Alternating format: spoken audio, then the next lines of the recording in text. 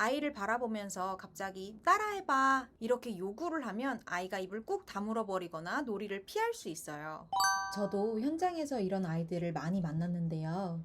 이런 아이들 특징이 혼자 놀 때는 불완전하지만 이런저런 소리를 내는데 막상 말을 따라하게 시키면 전혀 반응이 없다는 거예요. 비슷한 경험이 있는 분들을 위해서 오늘은 아이가 먼저 소리를 내고 부모님이 따라해주는 단계에서 이번에는 부모님이 먼저 소리를 내고 아이가 다시 소리로 답하는 단계까지 어떻게 자연스럽게 넘어갈 수 있는지 하나씩 보여드릴게요. 복잡하게 기억하지 않으셔도 괜찮습니다. 오늘 기억하실 것은 딱 3가지예요. 3번 따라해주고, 1번 먼저 하고, 3초 기다리기. 이 3가지만 기억하시면 됩니다. 오늘 영상을 끝까지 보시면 아이가 어른 말소리에 소리로 답하는 경험을 만들어 보실 수 있을 거예요. 그럼 지금부터 하나씩 해볼게요.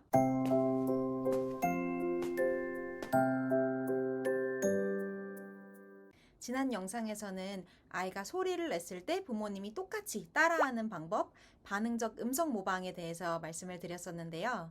아이가 아 하면 부모님도 아, 아이가 으 하면 부모님도 으, 이렇게 아이가 낸 소리를 그대로 따라해주면 아이는 내가 낸 소리에 엄마 아빠가 반응을 해주는구나 라는 경험을 하게 됩니다.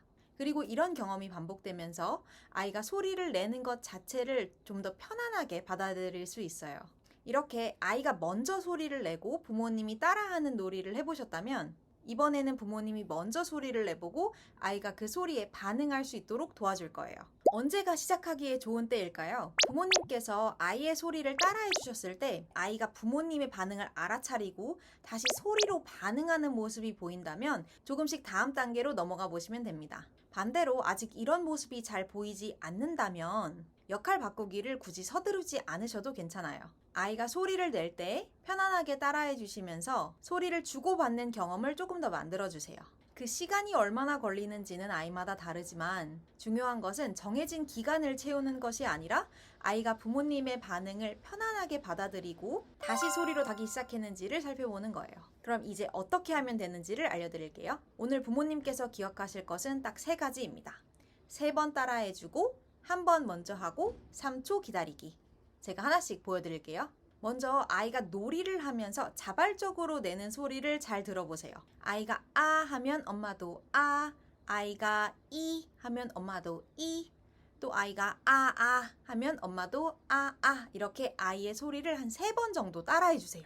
처음에는 아이가 낸 소리의 종류를 바꾸지 않는 것이 중요해요. 따라서 아이가 아 했는데 엄마가 아이스크림 이렇게 한다든지 아이가 부 했는데 비눗방울 이렇게 새로운 단어로 확장해서 알려주시지는 않습니다. 지금은 새로운 소리를 가르치는 시간이 아니라 아이가 이미 낼 수 있는 소리를 가지고 편안하게 주고받고 하는 시간이라고 생각해 주세요.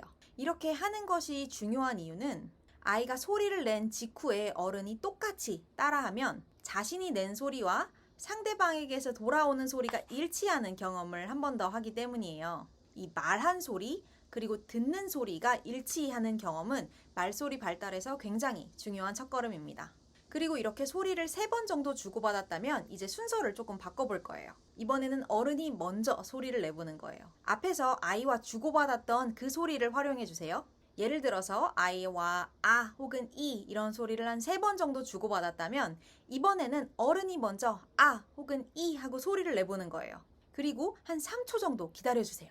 따라해봐 이렇게 요구하지 않습니다. 그냥 아이를 편안하게 바라보면서 한 3초 정도 기다려주세요. 이 3초가 아이에게는 소리로 답할 수 있는 시간이 될 수 있어요. 아이가 처음부터 똑같은 소리를 내지 않아도 괜찮아요. 엄마가 아 했을 때 아이가 할 수도 있고 엄마가 부 이렇게 했을 때 아이가 우 혹은 오라고 할 수도 있습니다. 괜찮아요. 왜냐하면 여기서 중요한 것은 정확하게 따라했느냐가 아니기 때문이에요. 어른이 소리를 냈고 아이가 소리로 반응했다. 바로 이 역할의 변화가 중요합니다. 아이가 비슷한 소리여도 어른의 소리에 반응해서 냈다면 그 순간을 놓치지 말아주세요. 웃어주시거나 아이가 좋아하는 놀이를 바로 이어가 주셔도 좋고 원하는 물건을 주셔도 좋고 혹은 재미있는 몸놀이를 이어가 주시는 것도 너무너무 좋아요. 그렇다면 아이의 소리를 이렇게 따라해준 경험이 왜 역할 바꾸기에 도움이 될까요? 아이가 아 라고 했을 때 부모님이 아 라고 답을 하면 아이는 내가 소리를 내니까 상대방이 소리로 반응했네 라는 경험을 하게 됩니다. 그러면서 부모님의 목소리에 더 주의를 기울이고 다른 사람과 소리를 주고받는 경험을 하게 돼요. 이때 부모님이 다시 들려주는 소리는 이제 네 차례야 하는 신호가 돼서 아이의 발화를 유도하게 될 수 있어요. 그리고 이런 주고받기가 반복되면 아이는 부모님의 소리를 듣고 소리로 답하는 상호작용을 배울 수 있게 됩니다. 아이에게 이거 따라해봐 혹은 다시 해봐 이렇게 말하지 않으면서 자연스럽게 언어 발달과 행동 분석의 원리를 놀이에 활용하게 되는 거예요. 아이가 따라하지 않으면 어떻게 할까요? 부모님이 먼저 소리를 냈는데 아이가 아무 반응도 하지 않을 수도 있어요. 이때 가장 중요한 것은 다시 해봐 하고 요구하지 않는 거예요. 다시 편안하게 놀이로 돌아가면 됩니다. 그리고 아이가 조금 있다가 다시 자발적으로 소리를 낸다면 그 소리를 다시 따라해 주세요. 그리고 3번 정도 소리 주고받기가 생겼을 때 그때 또 한번 어른이 먼저 소리를 내보시고 아이가 따라하는지 확인해 주세요. 아이가 좋아하는 놀이를 하는 중에 한 2분 정도만 이런 활동을 해보세요.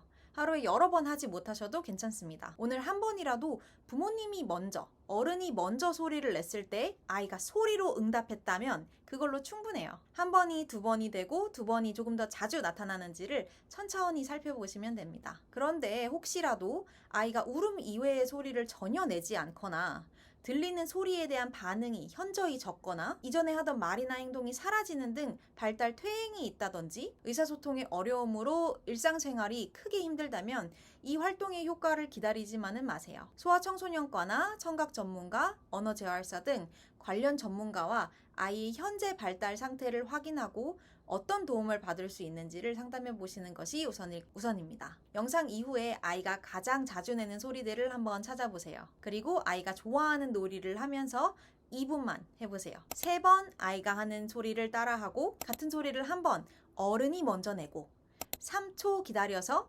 아이가 어른이 낸 소리를 따라하는지 보기. 이렇게 어른이 먼저 시작하고 아이가 소리로 답하는 경험을 만들어 보는 거예요. 하지만 아이들 특성상 저마다 가지고 있는 고유한 특징이 있고 특정한 이유로 이런 놀이가 어렵게 느껴지는 부모님도 계실 거예요. 우리 아이에게 적용하는 방법을 좀 더 구체적으로 알고 싶으시거나 1대1 상담 혹은 소규모 부모 워크숍에 관심이 있으시다면 고정 댓글을 확인해 주세요. 부모님들 너무 많이 하려고 애쓰지 않아도 괜찮습니다. 한 번에 하나씩 함께해요. 감사합니다.